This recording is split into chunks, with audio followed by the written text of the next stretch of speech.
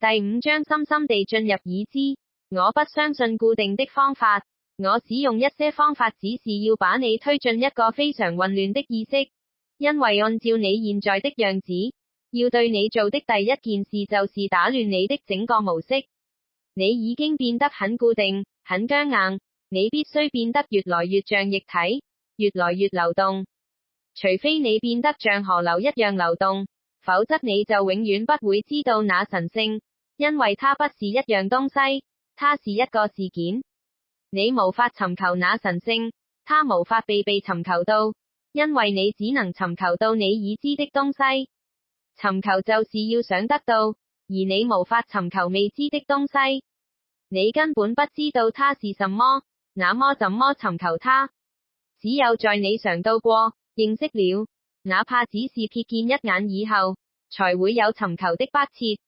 所以那神聖是無法被尋求的，但是，當我說那神聖是無法被尋求時，並意味着它就不能被發現。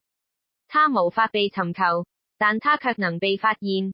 你越是尋求它，發現它的可能性就越少。你尋求，你就根本不會發現，因為那個尋求本身，就變成了障礙。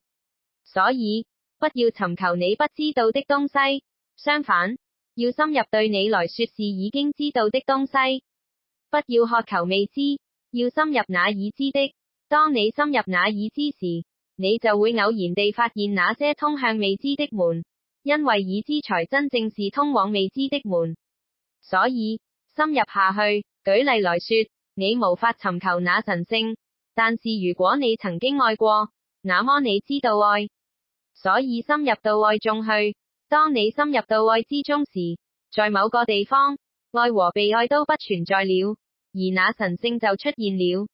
所以，與其尋求那神聖，還不如去進入那對你是真切的、已知的、靠近的東西中去。不要捨近求遠，要從靠近的開始。我們是那麼急於走遠，以至於我們從不走第一步。那一步是可以從近處走起的。我們是先要求那最後的一步，但是你無法一開始就走那最後一步。首先必須是走第一步，第一步就是此時此地，但是我們關心的卻是彼時彼地。尋求意味着是在時間中尋求，尋找是一個延期，一個大大的延期，因為尋求總是在未來中，它從不可能在現在。你怎麼能在此時此地尋求呢？沒有空間，你可以存在於此時此刻，但你無法尋求。所以，正是那個尋求的頭腦本身，產生了時間，因為時間是需要的，只有那樣，你才能尋求。那就是為什麼那些尋求莫克夏、自由、絕對自由的人必須製造出轉世 transmigration 的觀念，需要更多的時間，一生一世是不夠的，需要很多世。只有那樣，在這無盡的時間裏，在時間產生的空間裏，你才能夠活動。如果你要想找到絕對，一時片刻是不夠的，當然一生一世也是不夠的。時間其實是欲求 desiring 的副產品，你越是欲求，你就越需要時間。有兩種方法可以處理它，一種是設想死後有生，一世又一世，時間根本不會結束。這是一種方法，是東方人的方法，為欲求創造更多的空間。另一種是西方人的方法，加強時間觀念，在既定的時間做更多的事情。人只有一世，沒有來世，今生就是全部，所以你得做好多好多事情。你必須把這麼多的慾望納入到給定的時間裏。這就是為什麼西方人的時間意識那麼強。時間意識真是西方人頭腦的最普遍的方面之一。但是無論東方、西方，只要你有慾望，你就創造了時間。時間是空間的第四維，它是一種空間。沒有時間，你的慾望無法行動，所以，任何的慾望，都必會創造出時間和未來，而這樣，你就能延遲當下的這個片刻。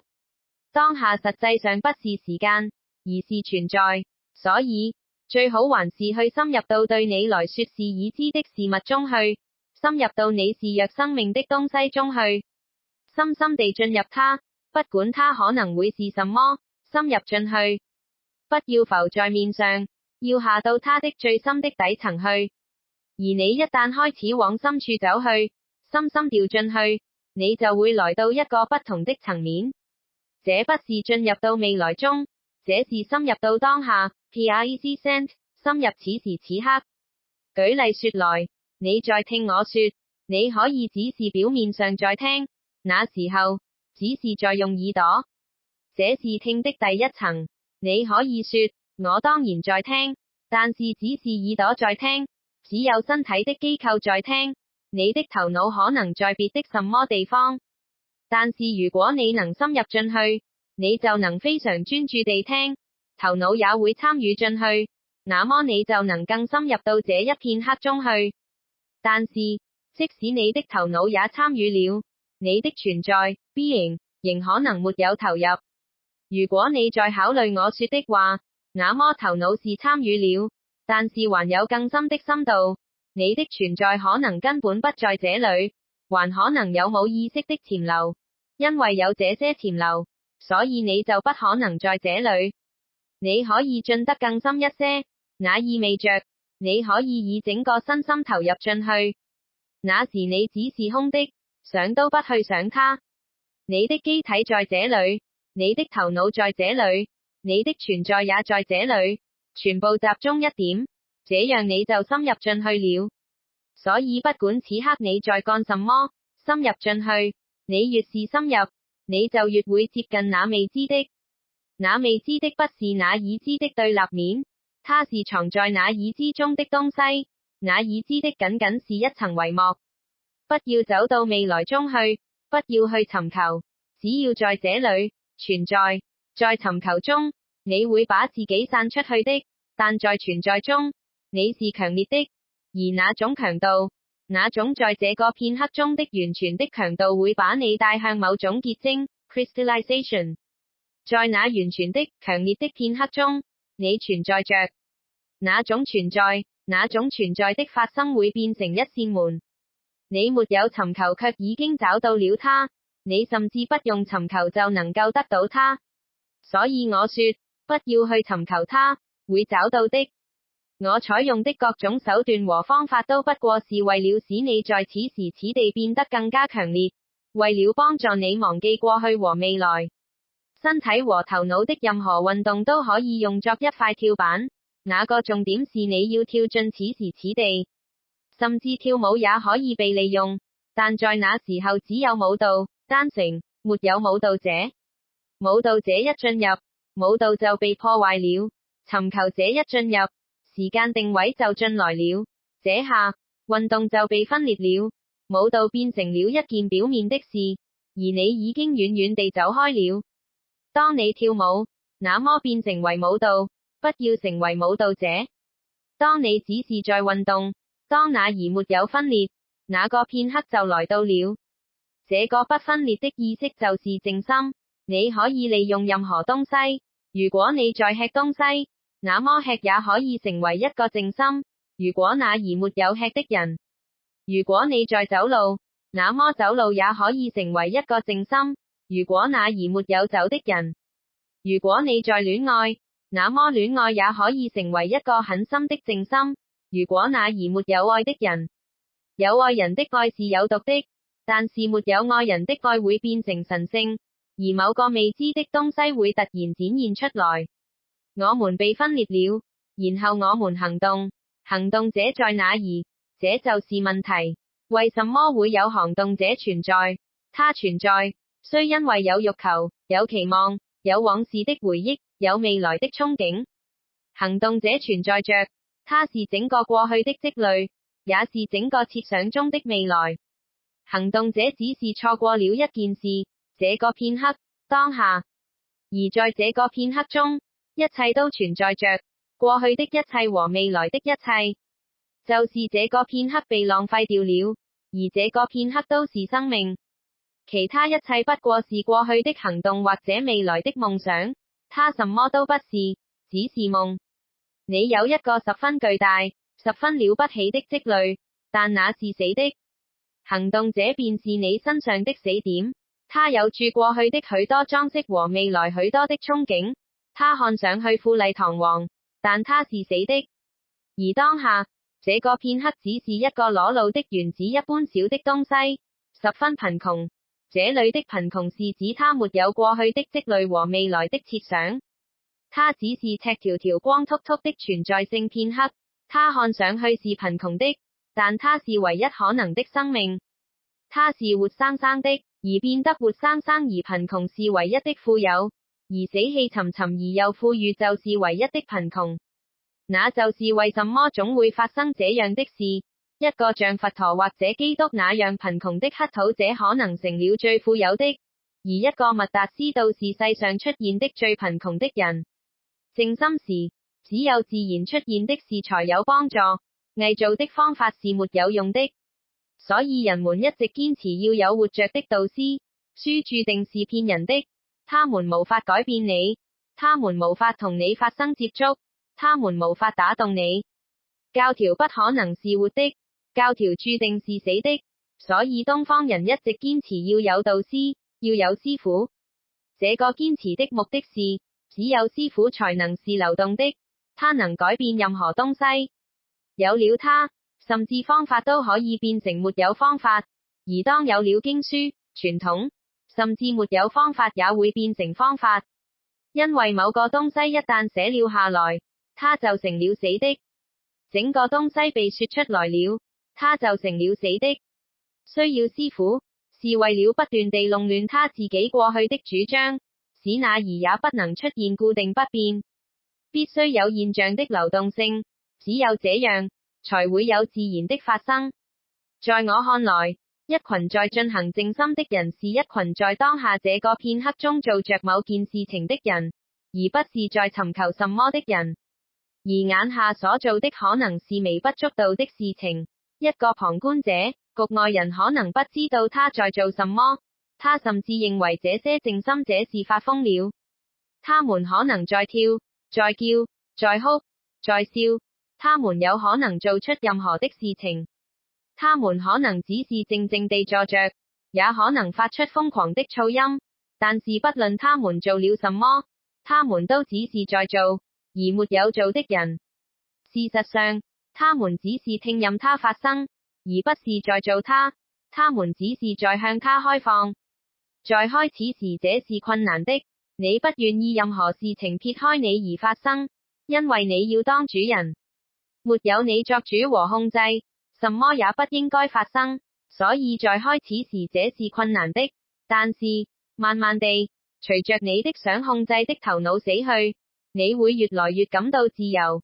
一旦你放棄了控制，清新就會來臨，你也就越能歡笑。於是，在某個特定的點上，你會開始感到頭腦是你身上的破壞性的東西。那個主人、佔有者、控制者是你的束縛。你不可能通過觀察別人而覺知這一點，但是可以漸漸地感受到它。然後，在一個突然的爆炸中，你不存在了，行動者消失了，只剩下行動。隨之而來的是自由，隨之而來的是覺知，隨之而來的是你徹底覺醒了。或者說，現在你只是覺知，這就是我所說的靜心，不是尋求，不尋求某個東西，而只是深深地進入內在，進入當下。為此，任何東西都可以被使用，無論什麼都一樣好。如果你明白這一點，那麼任何的東西都可以被用作為導致靜心的物件，或者用作靜心。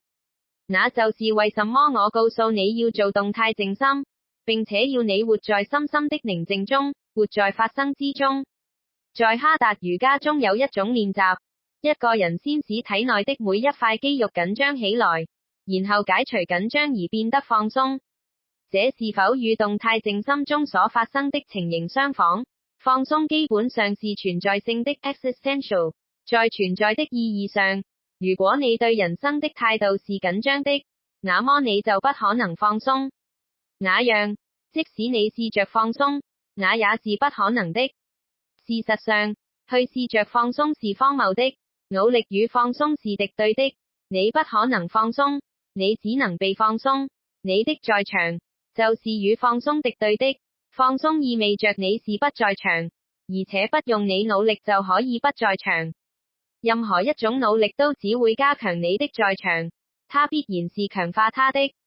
不論你所做的是什麼，都是你的行動，你會通過它而被強化的，你會通過它更加濃縮，你會更加結晶起來。就這層意義來說，你不可能放鬆，只有當你不在時，放鬆才會來到你身上。你的所做會成為你的自我的一部分，你的那個努力就是你自己的延續。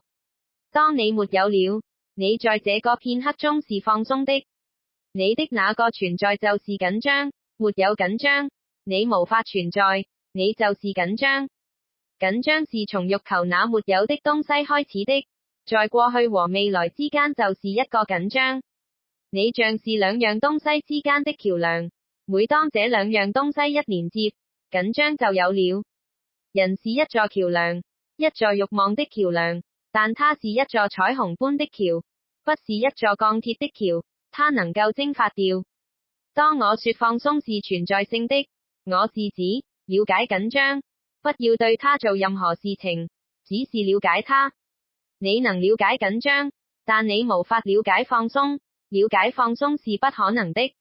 你只能了解緊張，因此你要了解它是怎麼回事，是從哪裡來的，怎樣存在的，依靠什麼而存在的。要徹底了解緊張，一旦你徹底了解了它，沒有緊張的瞬間也就產生了。於是，不僅身體得到了放鬆，整個存在也都得到了放鬆。放鬆身體其實並不是太難，但是隨着文明的進步，它變得困難了，因為和身體的聯繫喪失了。我們並不存在於身體，我們的存在 existence 已經基本上變成頭腦的和心理的了。你甚至不用你的身體來愛，你用你的頭腦來愛。身體像一塊死沉的東西一樣跟隨着你。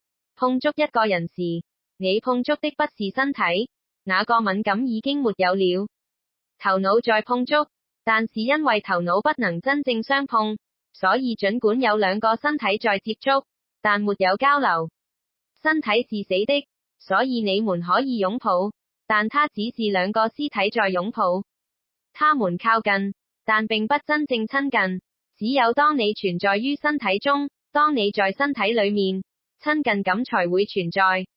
我們都在我們的身體外面，正像幽靈，兜來繞去，從不進去。人越是變得文明，他就越少與自己的身體有聯結，聯結失去了，那就是為什麼身體是緊張的。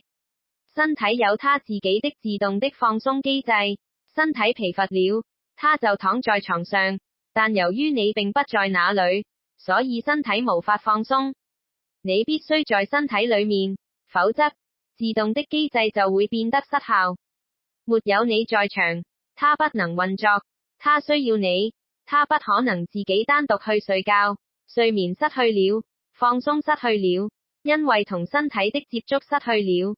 你不在自己的身體裡面，所以你的身體就無法勝任地運作。身體無法用自己的智慧運作。身體有千百年來得自遺傳的天生的智慧，但是因為你不在它裡面，就有了緊張。不然的話，生理體基本上是自動的，它能自動地運作。只要你在那裡，只需要有你在場，它就開始工作。我們的頭腦也充滿了緊張，其實不必如此，因為你一直在製造紛亂，所以頭腦就緊張了。比如說，一個人想着性，他是在製造紛亂，因為性是不需要去想的某種東西。頭腦中心不是為想像性而設的，性有他自己的中心，而你卻讓頭腦去做性中心的事。甚至有相愛時，你也會想到他而不是感覺到他，那個感覺中心不在工作。人越是文明，智力 intellect 中心的負擔就越重，其他中心就不再工作了，不再運作了。這也造成了一個緊張，因為一個本應該工作並有特定的工作能量可以使用的中心被擱置在一邊無事可做，於是他又造成了自身的緊張，他自己的未被利用的能量使他變得不勝負擔。頭腦中心有住過多的工作負擔，他被用去感覺，而這是他無法做的。頭腦無法感覺，他只能思想。思想的範疇與感覺的範疇是很不同的，不僅不同，而且截然相反。心的邏輯不是頭腦的邏輯，愛有他自己的思維方式 way of thinking， 但它不是一套心理方式 a mental way， 所以頭腦不得不承擔起那本不該是他去做的事情。他變得超負荷，因而就有了緊張。情況有點類似於這樣，父親在做孩子的工作，而孩子有做父親的工作，這就是心理的存在 mental existence 所產生的一種混亂。如果每個中心各司其職，那麼就有了放鬆。頭腦不是唯一的中心，因為我們把它當作唯一的中心，所以我們破壞了整個寧靜、整個放鬆的態度，破壞了人類與宇宙的整個諧調。頭腦必須工作，它有它的功能，但它是很有限的，它的負擔過重。你受的整個教育只涉及到一個中心，你接受教育時，好像你只有一個中心，頭腦，數學的頭腦，理性的頭腦。生命不僅僅是理性的，相反，生命的大部分是非理性的。理性像是非理性的這片浩瀚、黑暗、神秘海洋中的一座小小的點亮的小島。這座島的根子扎在神秘的海洋、神秘的汪洋大海之中。點亮的部分只是一個部分，它不是整體，也不能被視為整體，不然就會引起緊張。神秘會起來報復，非理性會起來報復。你可以在西方看到這些後果。西方超負荷地使用了一個中心，理性的中心，而現在，非理性起來報復了。報復來了，它使整個秩序陷於混亂，無政府的、沒有約束的、反叛的、不合邏輯的東西正在迸發。它可能出現在音樂、繪畫或者任何方面。非理性正在報復，現有的秩序正在被非理性所替代。理性並不是全部，如果它被奉為全部，整個文化就會緊張起來。適用於個體的法則同樣適用於整個文化、整個社會。這些法則必須被了解，而這個了解會在你裡面引起一個變化。這個了解將成為一個變革 transformation。身體變得緊張，是因為你不在身體裡；頭腦變得緊張，是因為你加給它的負荷過重。但是你的靈性的存在 spiritual being 從不緊張。我把你分成身體、心腦和靈性，只是作為一種方法。你並沒有被分割，實際上，這些分界並不存在，但是為了幫助你明白一些事情，這樣分一分是有用的。靈性的領域是從不緊張的，但是你不與它接觸。一個連自己的身體也不接觸的人，不可能接觸靈性，因為靈性是一個更深的領域。如果你連外面的邊界都不接觸，你就無法接觸到裡面的中心。第三個領域即靈性的領域是放鬆的，甚至在此時此刻它也是放鬆的。事實上，更確切的說法是，靈性的領域就是放鬆的領域。那裡沒有緊張，因為在第三領域裡不可能存在導致緊張的原因。沒有第二領域，你就無法存在。你可以忘了它，但你不可能沒有它，因為你就是它，它就是你的存在，它是純淨的存在。你不覺知道你的靈性，因為你的身體和頭腦中有住那麼多的緊張。如果你在生理和心理兩方面都不緊張，你會自然而然地了解到靈性的喜樂和靈性的放鬆。它會降臨於你，它一直在等待你。但是你的注意力全部被身體和心理的東西吸引住，以至於沒有餘力去注意靈性了。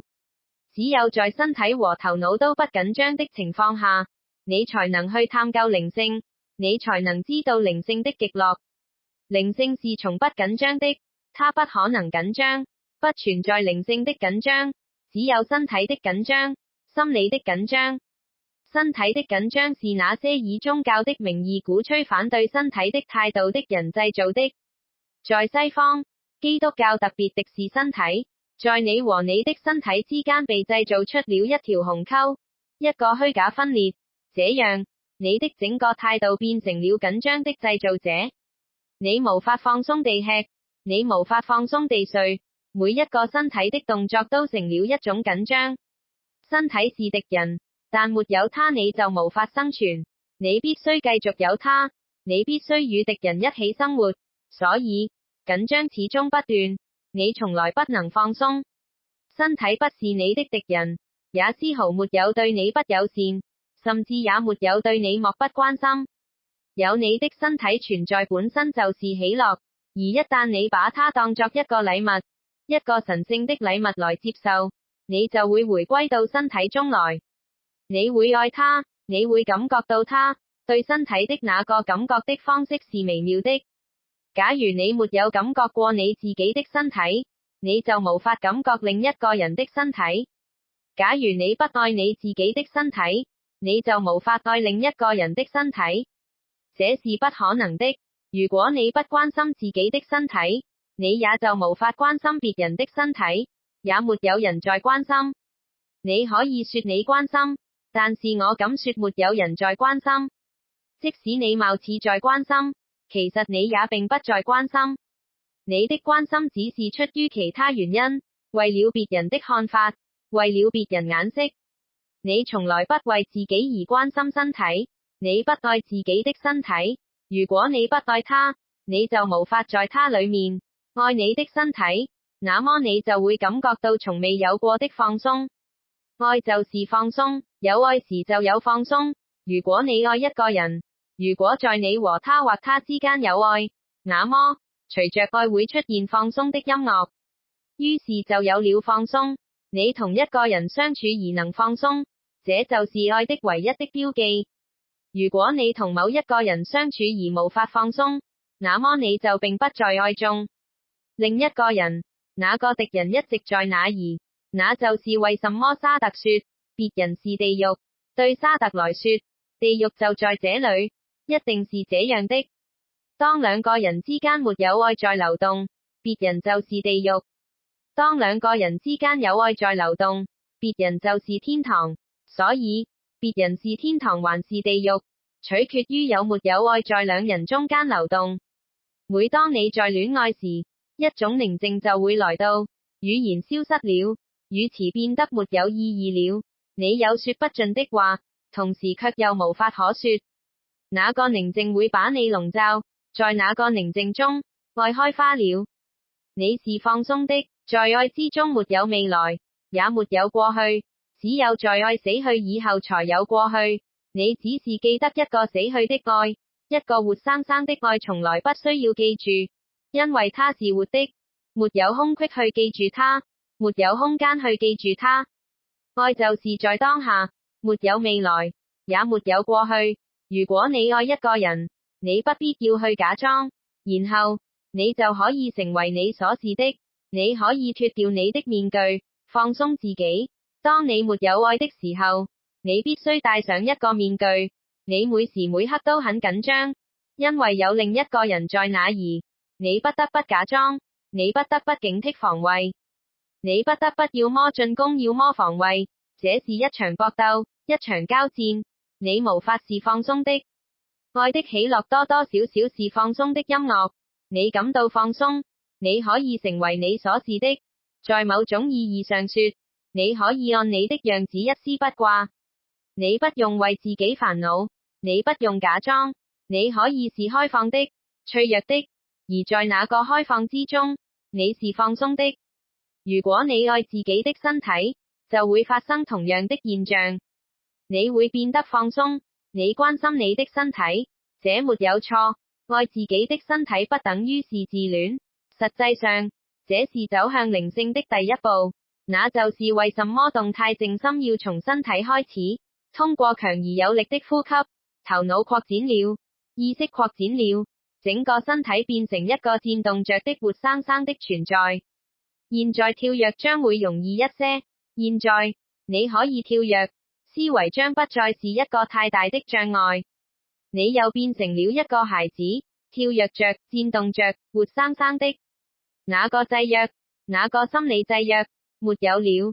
你的身體不像你的頭腦那樣被制約。記住這一點，你的頭腦是受制約的，但你的身體仍然是自然的一部分。一切宗教和宗教思想家，基本上屬於思維型的都反對身體，因為有了身體，有了感官，頭腦及其制約就消失了。那就是為什麼他們都害怕性，有了性，受過制約的頭腦，就消失了。你又成大生物圈，生物界的一部分，你和它合為一體了。頭腦總是在反對性，因為性是平常生活中唯一能起來反叛頭腦的東西。你已經控制了整個局面，只有一樣東西依然不受控制。所以頭腦十分反對性，因為性是身體和你之間的唯一留下來的聯繫。如果它被徹底地否定了，那麼你就完全屬於頭腦的了，你不再是一個血肉之軀了。對性的恐懼基本上是對身體的恐懼，因為有了性，整個身體就變得戰動，生機勃勃，有活力。只要性一接管身體，整個頭腦就被擠在後面，它不見了。呼吸接管了它，呼吸變成強有力的，生氣勃勃的。那就是為什麼我的靜心是從呼吸開始。隨着呼吸，你開始感覺到整個身體，身體的每個角落，身體被充滿，你和它合而為一，這樣，你就有可能跳躍了。在性愛中的跳躍是極小的跳躍，而在靜心中的跳躍才是一個很大的跳躍。在性愛中，你跳進別人裡面，在那個跳之前，你需要與你的身體成為一體，而在那一跳中，你需要進一步擴展到另一人的身體。你的意識擴散到你的身體以外，在靜心中，你從自己的身體跳進宇宙的整體，你和它合而為一。動態靜心的第二步是宣洩，你不僅必須和身體合而為一，而且必須把體內積累的緊張全部拋出來。身體必須是輕盈而沒有負擔的，這樣，運動起來才可以是精力充沛的，精力越充沛越好。這時，只有在苦行僧的跳舞、蘇菲派的跳舞中才可能發生的事也可能發生了。如果你的動作是強有力的和有活力的，你就會出現失去控制的時刻，那樣的時刻是需要的。你不應該再有控制，因為你的控制是障礙，你就是障礙。你的控制機制，頭腦，是障礙，繼續動下去，當然，不得不是你先開始，但是到時候，你會被接管過去的，你會感覺到控制喪失了。你已經站到了邊緣，現在，你可以跳了。現在，你又變成了一個孩子，你回歸了，一切制約都被扔掉了。你什麼也不在乎，不在乎別人怎樣想。現在，社會加給你的一切東西都被扔掉了，你已經變成了宇宙中一顆舞蹈的粒子。當你在動態靜心的第一階段中，扔掉一切東西以後，你才有可能進入第三階段。你的身體丟失了，你的形象打破了，因為無論你認識的是怎樣的自己，其實都不是你自己，而只是一個標籤。你聽人家說你是這樣那樣的，而你就認同了。但是隨着強有力的運動，隨着這宇宙的舞蹈，一切認同都將消失，你將第一次回復到你出生時就必須是的自己。隨着這種新生，你將成為一個新人。